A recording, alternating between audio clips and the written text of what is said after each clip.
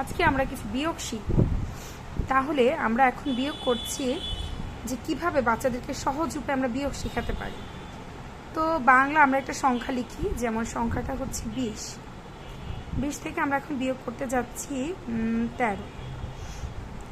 তাহলে এখানে যদি আমি 20 থেকে 13 বিয়োগ করতে যাই, সেক্ষেত্রে আমি কি করতে পারি, আমি এখানে লিখতে পারি 20। এখানে এই সংখ্যাটার মধ্যে কয়টি 10 আছে? আমরা জানি এটা এককের ঘর, এটা দশকের ঘর। যেহেতু দশকের ঘরে 2, আমি এই সংখ্যাটাকে এভাবেও লিখতে পারি, যেমন একক,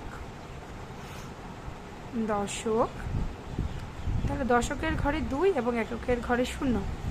তাহলে এই দশকের ঘরে 2 মানে হচ্ছে 2টা 10। আমরা জানি 0 থেকে কোনো সংখ্যাকে বিয়োগ করা যায় না। সেক্ষেত্রে আমি এখান থেকে ওকে 2টা 10 থেকে একটা 10 দিয়ে দিই।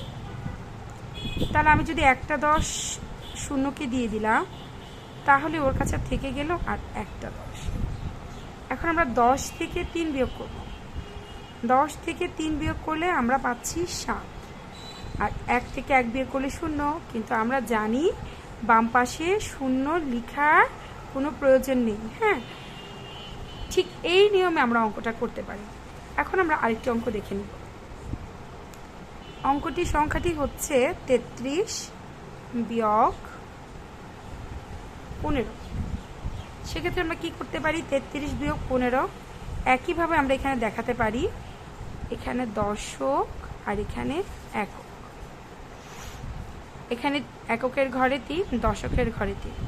অ্যান্ড এককের ঘরে 3 মানে হচ্ছে 3টা 1। আর দশকের ঘরের 3 মানে হচ্ছে 3টা 10। আমরা যেহেতু জানি এককের ঘরে 3 থেকে আমরা কখনোই 3 থেকে 5 আমরা বিয়োগ করতে পারবো না। সেক্ষেত্রে আমরা কি করব, পাশের যে সংখ্যাটি আছে, যেমন দশকের ঘরে এখানে 3টি 10, 3টি 10 থেকে আমরা ওকে একটি 10 দিয়ে দিব। তাহলে আমরা দেখি আমরা কিভাবে দিচ্ছি। আমরা এখানে 3টা 10 থেকে একটা 10 নিয়ে নিলাম, ওর কাছে তো 3 রয়েই গেছে। তো একটা 10 নিলে ওর কাছে থাকলো 2টা 10। এখন ওকে একটা 10 দিয়ে দিলাম আমরা। এই 10 আর 3 মিলে হয়ে গেল 13। এখন আমরা 5 থেকে 13 আমরা বিয়োগ করব। সেক্ষেত্রে আমরা গুনতে পারি 6, 6, 7, 8, 9, 10, 11, 12, 13। আমাদের কয়টি দাগ, 1, 2, 3, 4, 5, 6, 7, 8। লিখলাম 8। এখন আমরা দেখতে পারি 2 থেকে 1 গেলে কত থাকলো, 1।